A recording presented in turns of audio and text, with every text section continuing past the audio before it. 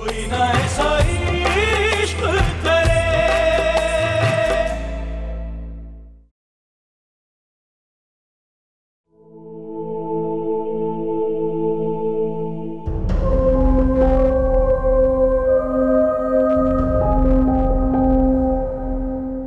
क्यों भेज रहा है मुझे ऐसी तस्वीरें?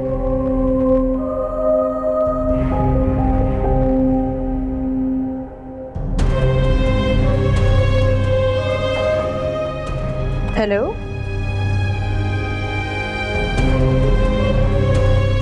ये क्या तस्वीरें भेज रहे हो तुम मुझे? ये तुम्हारा शौहर और उसकी बीवी है। नहीं हारिस, ये कैसे हो सकता है? तुम्हें कोई गलत फहमी हुई है। जी, ये वही ईशल है जिसे छोड़ के इसने तुम्हारे साथ शादी की थी। भूल गई तुम? आज वो उसके साथ दुबई से हनीमून मना रहा है और तुम अमेरिका में आराम से बैठी हो, तुम्हें कोई खबर ही नहीं है। यही हुआ है, यही जो बता रहा हूँ तुम्हें मैं। तुमने अपने साथ साथ मुझे भी तबाह कर दिया। मैं तुम्हें बर्बाद कैसे करूंगी और क्यों करूंगी? ये वही लड़की है जिसके साथ मैं शादी करना चाहता था। तुम्हारे सामने हाथ जोड़ के मिन्नत की थी तुम्हारी, लेकिन सब कुछ तुम्हारी वजह से खराब हो गया है। आज इशल मेरे हाथ से निकल चुकी है। What? हाँ, वो इशल ही थी। अस्मा, मेरी एक बात कान खोल के सुन लो तुम। किसी भी हाल में, किसी भी सूरत में मुझे इशल चाहिए। पाकिस्तान जाओ, कुछ भी करो, इसकी तलाक कराओ शावेज से। हारिस, कैसी बातें कर रहे हो? मैं यहाँ से नहीं जा सकती, मेरा बिजनेस है, इंपॉर्टेंट मीटिंग्स है, मैं अभी छोड़ के कैसे जाऊंगी? कैसी औरत हो तुम? सिर्फ पैसे के लिए तुम्हें अपने रिश्ते की कोई परवाह नहीं है, अपने खामद की कोई परवाह नहीं है, मेरी कोई परवाह नहीं है। इतना भागती हो तुम पैसे के पीछे, हर चीज पैसा है तुम्हारे लिए। चुप हो जाओ तुम। सोच भी रहे हो कैसी बातें कर रहे हो तुम? हाँ, पता नहीं मुझे नसीहत करने आ रहे हो, अपने गिरबान में झांक के देखो तुम। इस वक्त जो तुम सैर सपाटे कर रहे हो, किसके पैसों से कर रहे हो? मैंने दिए ना तुम्हें। मुझे फ्यूचर का ख्याल है, तुम्हें नहीं है। बड़े आए मोहब्बत करने वाले। हाँ, बिल्कुल ठीक कह रही हो तुम। तुम्हारे लिए तो मेरी मोहब्बत भी तुम्हारी तरह एक तमाशा ही थी। हाँ थी, लेकिन मैंने तुम्हारी तरह अंधे होके मोहब्बत नहीं की। मैंने की शावेज से शादी, लेकिन बिजनेस और प्रॉपर्टी मेरे नाम पे। वही बिजनेस जिसे आज तक तुम हासिल नहीं कर पाए। दे देगा शावेज मुझे। मेरा जो अपना है वो मैं हासिल करके रहूंगी। तुम्हें समझ क्यों नहीं आ रही है अस्मा? मुझे इन चीजों में, इन पैसों में कोई इंटरेस्ट नहीं है। मुझे इशल चाहिए हर हाल में। अगर तुम मेरे लिए कुछ नहीं कर सकती तो मुझे खुद ही कुछ करना पड़ेगा। नहीं नहीं नहीं नहीं हारिस, तुम अब कुछ नहीं करोगे। तुम बहुत सी गलतियां कर चुके हो, अब मैं तुम्हें गलती करने नहीं दूंगी। प्लीज पहले मुझे लॉयर से बात करने दो, सब कुछ ठीक हो जाएगा, ये मेरा वादा है तुमसे। हाँ यार, कुछ करो। ठीक है, खुदाफिज। बाय।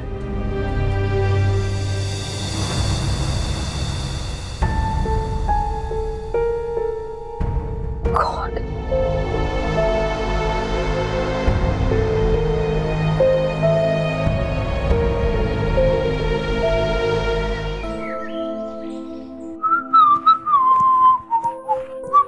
शावेज, आपको पुप्पो को ये सारी बातें नहीं बतानी चाहिए थी। कौन सी बात? यही कि मेरी तबीयत खराब हो गई है। हाँ, तो उसमें गलत क्या है? 2 दिन तुम्हें चक्कर भी आ रहे थे और सुबह सुबह तबीयत भी खराब हो रही थी। तो हो सकता है कि हमारे यहाँ कोई। शावेज, अच्छा चलो एक काम करें, just to be on the safe side, क्यों ना हम 1-2 दिन में क्लिनिक चक्कर लगा लें। पीस ऑफ माइंड हो जाएगा, just to be on the safe side, दोनों को तसल्ली हो जाएगी। ठीक है। Okay okay. भूख लगी? आपको लगी है? बहुत ज्यादा। चलें? चलो, लेट्स गो।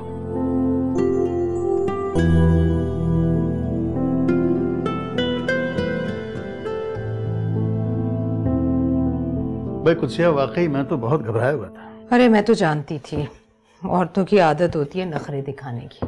भाई वाह, ये बड़ी अच्छी बात कही आपने। वैसे कभी कभी तुम्हारे मुंह से कुछ ज्यादा ही सच निकल जाता है। अब रहने दीजिए, खामखा की बातें मत करें। अरे हाँ, कल शावेज और ईशल भी आ रहे हैं हमसे मिलने। अच्छा भाई वाह, जी खुश हुआ ये सुनकर। आज चैन की नींद सोऊंगा मैं आती हूँ। या अल्लाह तेरा शुक्र, तू बड़ा रहीम व करीम है।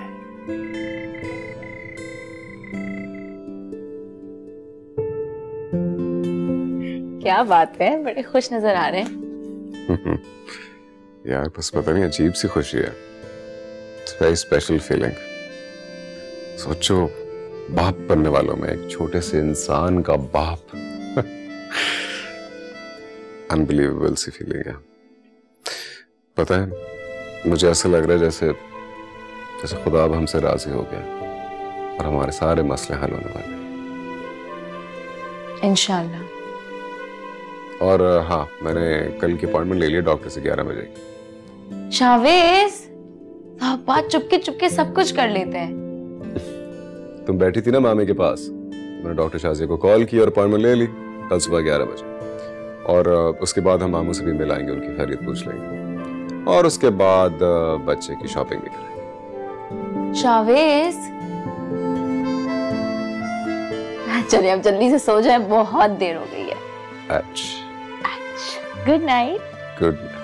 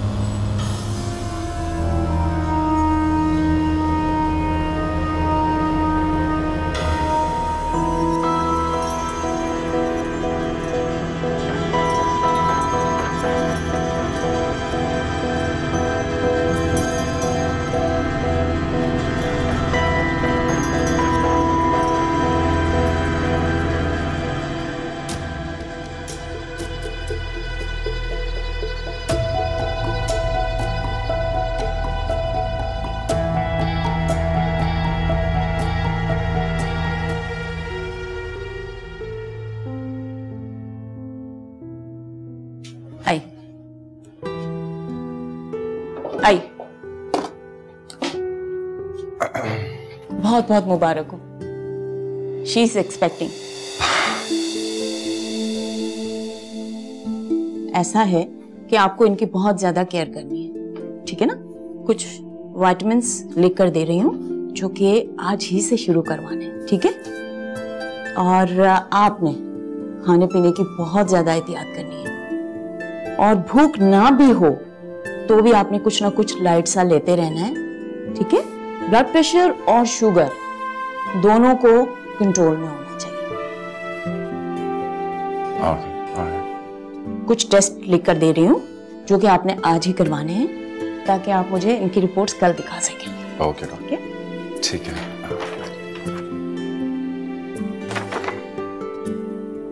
ठीक है, चलिए ठीक है। Thank you so much.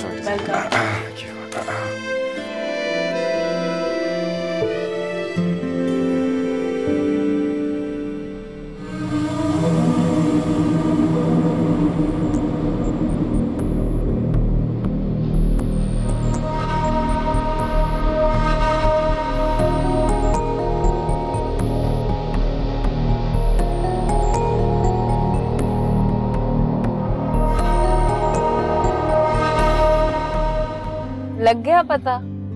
हाँ, हो गई तसल्ली। अरे इतनी बड़ी, बल्कि इतनी बड़ी क्या, जिंदगी की सबसे बड़ी खुशी मिलने लगी थी, तो I just wanted to be sure. तो चलें घर? हाँ, घर चलते हैं। या तुम्हें कुछ चाहिए? नहीं, मुझे कुछ नहीं चाहिए। नहीं? ओके। शावेज, क्यों हर वक्त इतने पागल हो जाते हो तुम? हाँ, पागल हो गया हूं मैं, दिमाग काम नहीं कर रहा है मेरा। तो मेरी एक बात तुम भी कान खोल के सुन लो, अगर तुमने मेरी बात नहीं मानी ना तो अपना सब कुछ खो दोगे तुम, सब कुछ, समझी? लेकिन मैं अपना कुछ नहीं खोऊंगा। क्योंकि मेरा सब कुछ ईशल है। मैं उसे हर हाल में, हर सूरत में पा के रहूंगा, बता रहा हूं मैं तुम्हें। देखो हारिस, तुम्हारा यही जज्बातीपन हमेशा तुम्हें नुकसान पहुंचा। मैं तुमसे कह रही हूं ना, सब कुछ ठीक हो जाएगा। कुछ नहीं खोया है तुमने।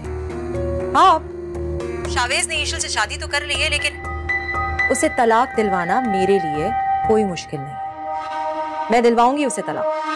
मैंने लॉयर से बात कर ली है। मैं बस जैसे पाकिस्तान आती हूँ ना, सब कुछ ठीक हो जाएगा। तुमने इतने दिन सब्र किया है, कुछ दिन और मेरे कहने पे सब्र नहीं कर सकते? सब्र सब्र सब्र सब्र करते करते तंग आ गया हूं। कब से सब्र कर और कितना सब्र कर? क्यों इतनी बेवकूफों वाली बातें कर रहे हो तुम? क्या है उस ईशल में? हीरे हैं, मोती हैं, क्या है उसके लिए क्यों इतने पागल हो रहे हो तुम? क्या दे सकती है तुम्हें वो? मेरा सुकून, मेरी नींद, मेरा चैन, मेरा आराम, सभी तो उसके पास है। तुम्हें दौलत चाहिए ना? तुम लो शावेज की सारी दौलत ले लो, मुझे ईशल दे दो। उसके बगैर रहना दम के लिए मेरा दम घुटता है, मुझे सांस नहीं आता। मुझे ईशल दे दो, मुझे। सुनो हारिस, उफ!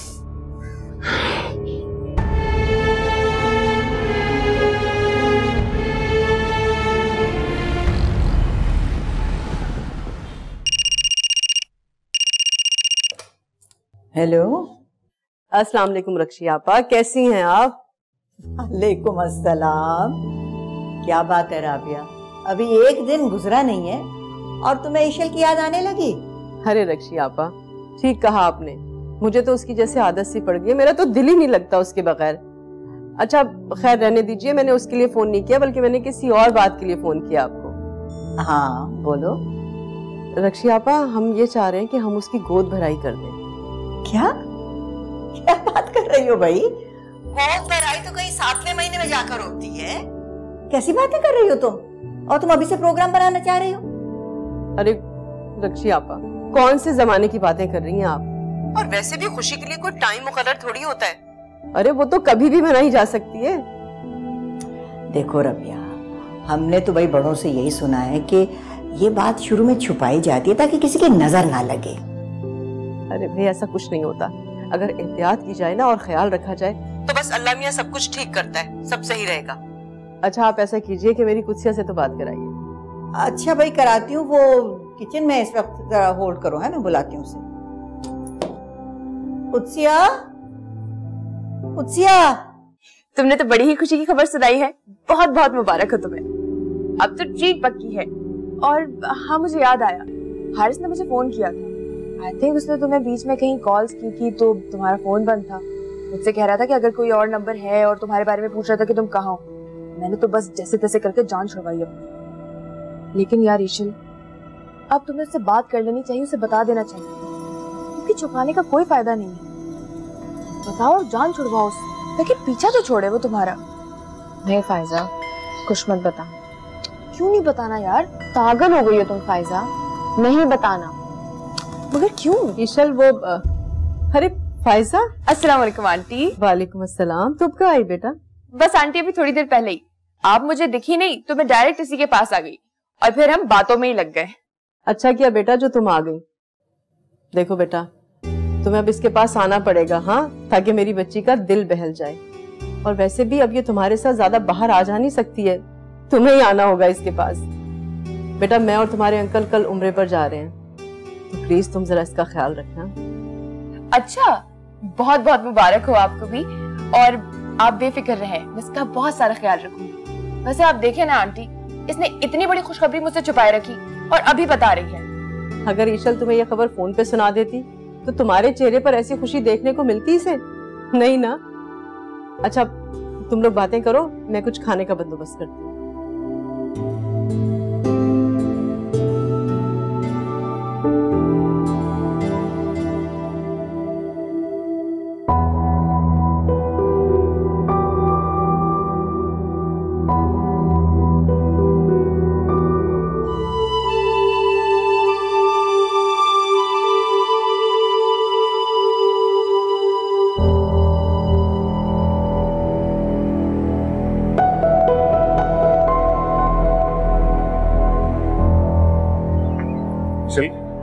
क्या हुआ? कुछ नहीं। इसको देख लिया? कुछ नहीं, अंदर चलता है।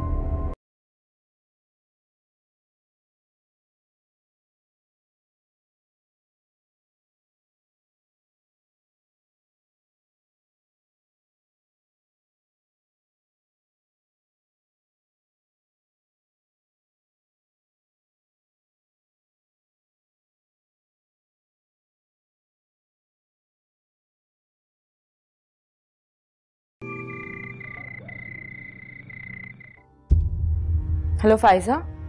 फाइजा, हारिस पाकिस्तान में है। अच्छा, वो कहाँ मिला तुम्हें? क्या फोन किया था उसने? फोन कैसे कर सकता है, मेरा ये वाला नंबर उसके पास नहीं है। हाँ सॉरी, भूल गई थी मैं। तो कहाँ देखा तुमने उसे? मैं शाहवेज के साथ शॉपिंग पे गई थी, वहीं उसको देखा। खुदा के लिए उसको समझाओ कि मेरा पीछा करना छोड़ दे, अगर शाहवेज देख लेते फिर। अरे ईशल, तुम फजूल टेंशन ले रही हो। मैं बात करूंगी हारिस से, कुछ नहीं होगा। देखो प्लीज समझाओ, ये सही नहीं है इस तरह मुझे फॉलो करना। वो तुम्हें फॉलो कर रहा था? यार मेरा ये मतलब नहीं था। मुझे अच्छा नहीं लगता ना कि वो मुझे फॉलो करे, मेरे सामने आए, मुझे डर लगता है। अच्छा बाबा, छोड़ो इन बातों को, रिलैक्स हो जाओ। वो कुछ नहीं करेगा। तुम बिला वजह उससे इतनी खौफजदा हो रही हो। मैं बात कर लूंगी उससे। खैर ये बताओ तुम कैसी हो? मैं बिल्कुल ठीक हूँ। अच्छा सुनो, मुझे तुम्हें बताना था कि फुप्पो ने कल गोद भराई की रस्म रखी है। क्या पागल हो गई हो? इतनी जल्दी गोद भराई की रस्म कौन करता है? भाई आंटी ये सब्र ही नहीं हो रहा। वो कह रही है कि हमारे घर की पहली खुशी है तो जल्द करनी है। अच्छा सुनो, तुम्हें जरूर आना है, लेकिन इस चीज का ख्याल रखना कि ये बात हारिस को पता ना लगे। क्या हो गया ईशल? तुम्हें क्या लगता है मैं तुम्हारी हर बात जाके हारिस को बताती हूँ? मेरा ये मतलब नहीं था फायजा, बस मैं इस वजह से कह रही थी कि कहीं बेदहानी में तुम्हारे मुंह से कोई बात ना निकल जाए। अब इतनी भी पागल नहीं हूँ कि किसी से कुछ भी कह दूं। खैर तुमने अच्छा किया मुझे बता दिया। अच्छा तो तुम्हारे लिए गिफ्ट लेकर आऊंगी। किसी गिफ्ट की जरूरत नहीं है, बस तुम आ जाना। अरे बाबा मैं टाइम पे पहुंच जाऊंगी, तुम फिक्र मत करो। खुदा हाफिज।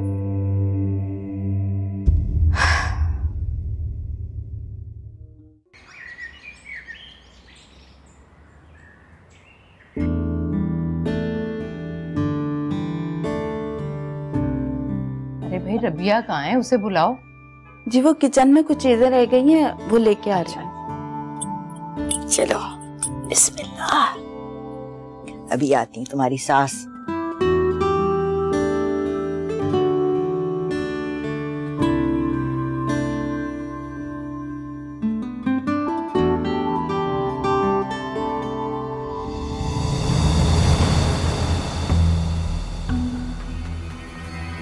क्या हो रहा है ये मेरे घर में?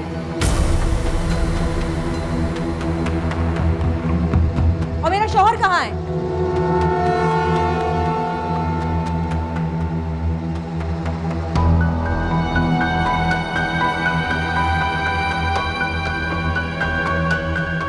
मैं पूछ रही हूँ क्या हो रहा है यहाँ पे? तुम क्या कर रही हो यहाँ? ये क्या सवाल हुआ? मैं तुम्हारी बीवी हूँ, ये घर है मेरा। कोई बीवी नहीं हो तुम मेरी, तुम ये घर छोड़कर जा चुकी हो। I am still your wife और ये मेरा घर है। ठीक है कि तुम्हारे माँ बाप इस घर में आ गए, बहुत अच्छी बात है, लेकिन ये ईशल क्या कर रही है यहाँ पे? शावेज, इससे बोलो होश करे, और खबरदार अगर इसने मेरी बेटी से कुछ कहा। आप परेशान ना हो मम्मी, ये यहाँ नहीं रहेगी, कोई ताल्लुक नहीं है इसका इस घर से। मुझे इस घर से कोई नहीं निकाल सकता। बात सुनो तुम मेरी, तुम यहाँ नहीं रह सकती। तलाक मांगी थी ना तुमने, वो मैं तुम्हें दे दूंगा। अभी यहाँ से निकल जाओ इसी वक्त। तलाक दोगे ना मुझे, तब बोलना इस घर से निकल। यहां मैं इस वक्त जाने के लिए नहीं आई हूं, मेरा घर है ये।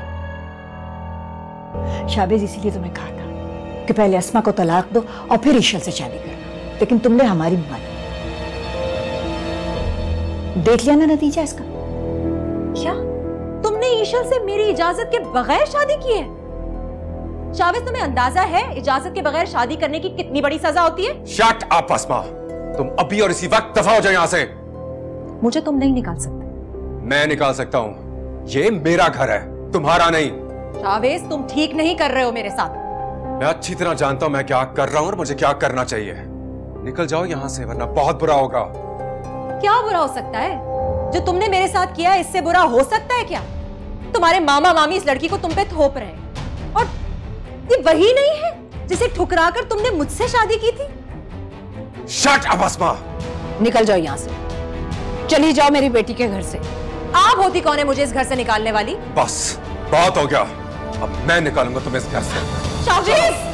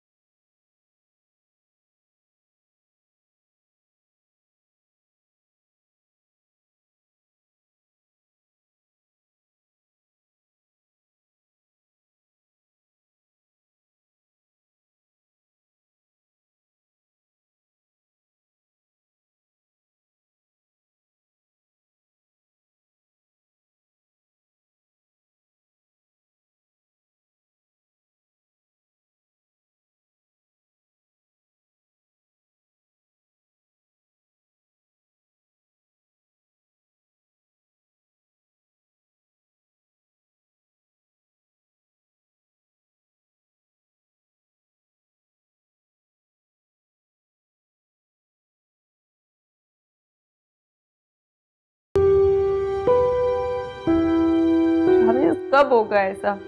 मुझे समझ नहीं आ रहा कि इतना टाइम क्यों लग रहा है। ना मुझे ये समझ में आ रहा है कि इतना अरसा गुजरने के बाद भी आप मुझे तलाक क्यों नहीं दी।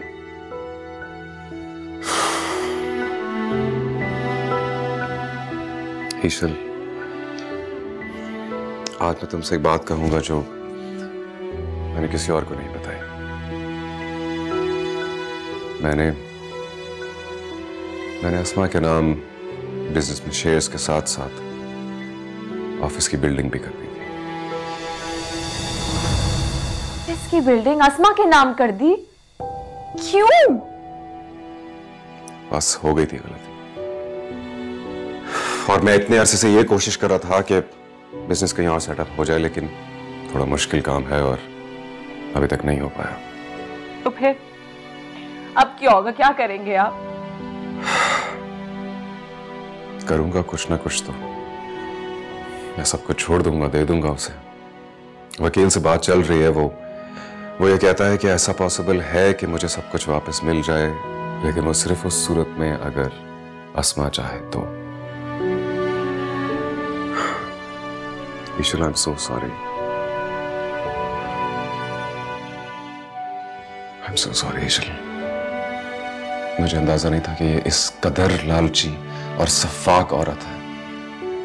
उसे पैसा चाहिए था, बिजनेस चाहिए था, वो सब कुछ मिल गया उसे, और इसलिए अमेरिका में रह रही थी और वहां सब कुछ सेटअप कर लिया, और अब पता नहीं क्यों हमारी जिंदगियों में हमें परेशान करने के लिए आ गई है। इसलिए शावेज, क्योंकि वो अब तक आपकी बीवी है। अब नहीं रहेगी। मैं अभी वकील से कहकर उसे तलाकनामा भिजवा रहा हूं।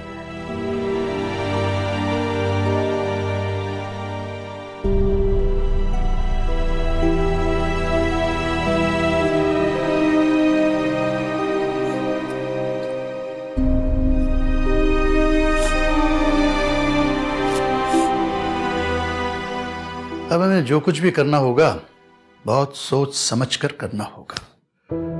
मैं जानता हूं कि ईशल इस वक्त शॉक में है। मैं शावेज से बात करूंगा जरूर। मैंने उस वक्त उससे इसलिए बात नहीं की कि मैं उस वक्त गुस्से में था, तब मुनासिब नहीं था उससे बात करना। अजीम ठीक कह रहे हैं कुदसिया। देखो, जो भी फैसला करेंगे ना, बहुत सोच समझ के करना होगा, और हमें सबसे पहले ये सोचना है कि ईशल क्या चाहती है। ईशल क्या चाहेगी बेचारी? मुझे तो ऐसे लगता है कि वो दुख झेलने के लिए इस दुनिया में आई। ऐसी बातें मत करो। शावेज झूठ नहीं बोल रहा, उसकी गलती बस ये है कि उसने अस्मा को तलाक नहीं दी। भाई अगर पहले तलाक दे देता ना तो ये सब कुछ ना होता। रही बात वो जायदाद प्रॉपर्टी की, मेरी समझ में तो नहीं आ रहा भाई, ये सब कुछ बाद में भी कर सकता है वो। नहीं, ऐसी क्या बात है? यही तो मैं भी सोच रहा हूँ कि ये जो लेने देने वाला मामला था ये तो कभी भी हो सकता था। वो तलाक देकर के महर की रकम अदा कर देता और बस बात खत्म। बहरहाल मैं बात करूंगा उससे। कल सुबह रबिया और रहमान भाई उम्रे पे जा रहे हैं। मैं ये भी नहीं चाहता कि जाते वक्त वो किसी परेशानी को फेस करें। लेकिन परेशानी की ये बात भी तो है कि रबिया और रहमान भाई उम्रे के बाद 1 महीना वहां रहेंगे जद्दा में अपनी बहन के पास। तब तक ईशल क्या करेगी यहाँ? परेशान मत हो कुत्सिया, अल्लाह मालिक है, इंशाल्लाह कुछ हल निकल आएगा। लेकिन बाबा, मैंने वादा किया है ना आपसे। बेटा, तुमने इससे पहले भी बहुत सारे वादे किए थे। हम कैसे यकीन कर लें कि तुम ये वादा निभाओगे? और मुझे नहीं लगता कि हम ईशल को इस हाल में छोड़कर ट्रैवल कर सकते हैं। बाबा, क्यों परेशान हो रहे हैं आप? प्लीज आप लोग सुकून से जाइए। और मैंने लॉयर से भी बात कर ली, वो कल तक डिवोर्स के पेपर्स तैयार कर लेगा। इतनी बड़ी बड़ी परेशानियां खड़ी करके कह रहे हो कि परेशान ना हो। मुझे नहीं लगता कि कुत्सिया और अजीम भाई अब उसे यहाँ रहने देंगे। वो उसे अपने साथ लेके जाना चाहते हैं। लेकिन मामा, ईशल नहीं जाना चाहती, वो यहाँ रहने चाहती है मेरे साथ। आप बेशक उसे जाके पूछ ले। और रहा सवाल उस दूसरी औरत का, तो उसकी असलियत हम सबके सामने खुल चुकी है। देयर इज नो वे कि मैं उसको हमारी जिंदगियों में या हमारे घर में दोबारा कभी आने दूं, इसलिए आप परेशान मत। बेटा, वो तुम्हारी पार्टनर है, तुमने जायदाद में उसका हिस्सा रखा हुआ है। ये सब कुछ किस तरह हैंडल करोगे तुम? मेरी तो हिम्मत नहीं हो रही है कि मैं ईशल का कैसे सामना करूं। मैंने अपने भाई से वादा किया था कि उसे इस घर में कोई तकलीफ नहीं होने दूंगी। और आपका वादा पूरा होगा मामा।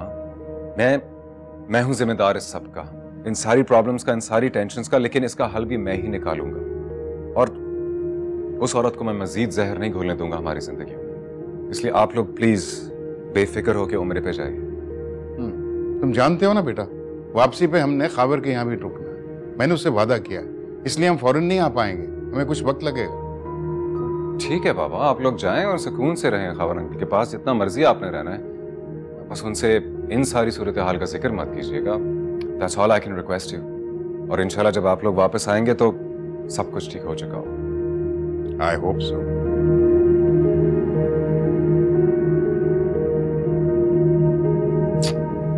ईशल, अब तुम ही बताओ मैं क्या करूं? जैसा तुम कहोगी मैं वैसा ही करूंगी। बस बेटा तुम परेशान मत हो। कैसे परेशान ना हो अम्मी? लेकिन शावेज कह रहे हैं कि कल वो तलाक के कागजात आसमा को भिजवा देंगे। हमसे भी तो गलती हो गई ना। निकाह से पहले अस्मा की तलाक की बात करनी चाहिए थी, वरना हम निकाह ही ना करते। अम्मी, अब आप परेशान ना हो और अब्बू को भी समझाएं कि वो इतनी फिक्र ना करें। शावेज कोशिश कर रहे हैं ना हल निकालने की। देखो बेटा, तुम उस औरत को नहीं समझी, लेकिन मुझे अंदाजा हो गया वो निहायत एक बदतमीज और बदअखलाक औरत है। वो फिर घर आएगी और हंगामा करेगी। बेटा तुम उसके सामने मत आना। अम्मी, मैं क्यों आने लगी उसके सामने? और शावेज कह चुके हैं कि अब आइंदा वो हमारे घर बिल्कुल नहीं आएगी।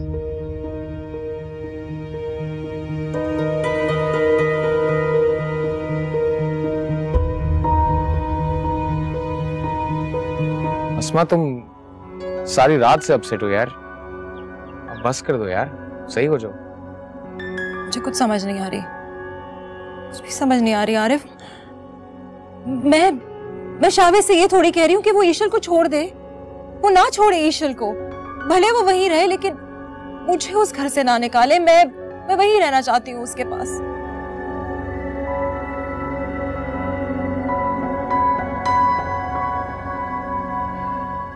अस्मा, तुम गलतियों पे गलतियां करी जा रही हो। तुम्हें क्या जरूरत थी शावेज को छोड़कर अमेरिका जाने की? वो बिजनेस तुम्हारे साथ ही तो कर रहा था। और उसके बाप को हार्ट अटैक हुआ है, वो कैसे छोड़ के तुम्हारे पास आ सकता है? लेकिन उस वक्त तो तुमने किसी की भी नहीं मानी। अस्मा, मामला बहुत बिगड़ चुका है। शावेज तुम्हें अपने साथ नहीं रखना चाहता, लेकिन वो एक ही बात पे बस जिद है कि वो तुम्हें तलाक देगा। मुझे तलाक नहीं चाहिए। लेकिन तुमने ही तो पहले कहा था कि तुम्हें तलाक चाहिए। अब क्या हुआ? हाँ, मैंने कहा था उससे, लेकिन मुझे नहीं पता था कि शावेज, गॉड, मैं समझी थी वो मेरी बात मान लेगा। लेकिन आरिफ, ये मैंने क्या कर दिया? प्लीज तुम शावेज से कहो, उसे समझाओ कि वो मुझे माफ कर दे। मैं उसके लिए कोई प्रॉब्लम क्रिएट नहीं करूंगी, लेकिन प्लीज मुझे उस घर से ना निकाले। मैं उसके बगैर नहीं रह सकती। मैं शावेज से बहुत मोहब्बत करती हूँ। अजीब मोहब्बत है तुम्हारी। अगर तुम शावेज से इतनी मोहब्बत करती थी तो उसे अपना बनाने के लिए तुमने कोई कॉम्प्रोमाइज नहीं किया। अस्मा प्लीज, इस मामले में तुम्हारी मैं कोई हेल्प नहीं कर सकता। प्लीज आरिफ, प्लीज मेरी मदद करो। इस दुनिया में कोई नहीं है इस वक्त जो मेरी मदद कर सके। और शावेज के वालिदैन तुम्हें कबूल कर लेंगे? मैं उनसे माफी मांगूंगी। मैं सबसे हाथ पैर जोड़ के माफी मांगूंगी। शावेज भले मुझसे कोई ताल्लुक ना रखे, मैं लेकिन उस घर से नहीं जाना चाहती। मैं उसी के साथ रहना चाहती हूँ। मैं उसके बगैर नहीं रही तो मैं मर जाऊंगी। अच्छा, मैं फिर कोशिश करता हूँ तुम्हारे लिए बात करूँ एक बार।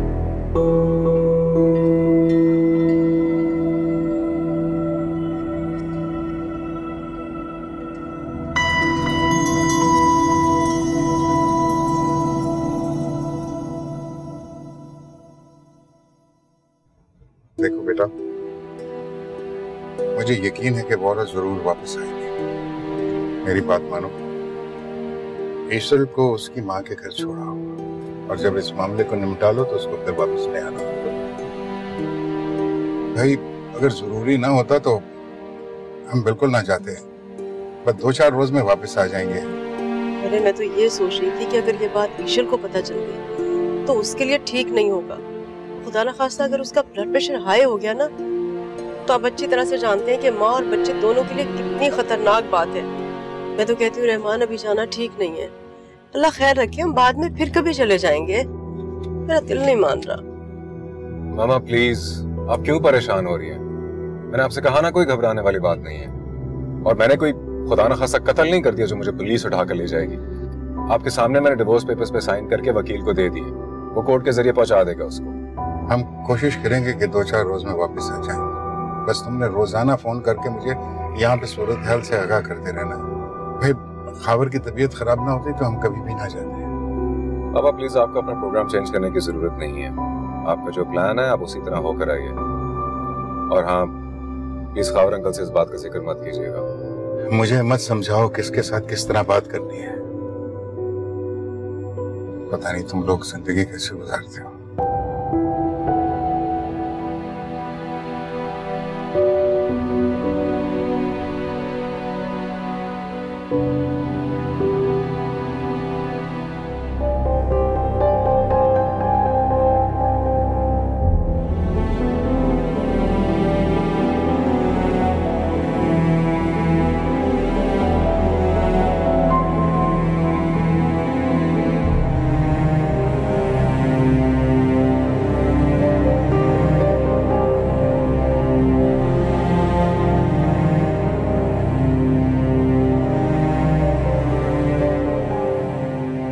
बेवकूफी की बातें कर रही है वो।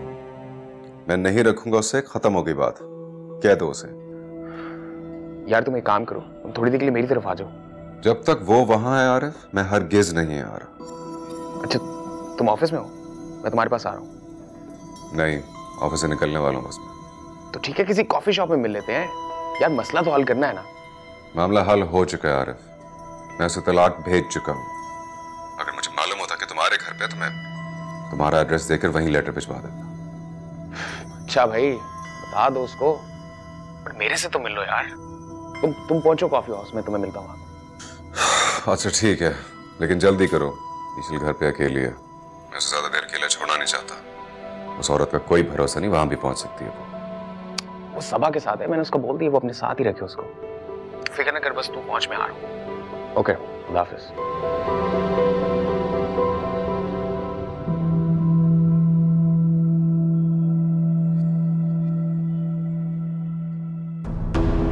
तुम बस अपने कपड़े वगैरह पैक करो और चलो मेरे साथ। लेकिन पापा पहले शावेज को आने तो दें। मैंने कहा ना, शावेज को रहने दो, उससे मैं खुद बात कर लूंगा।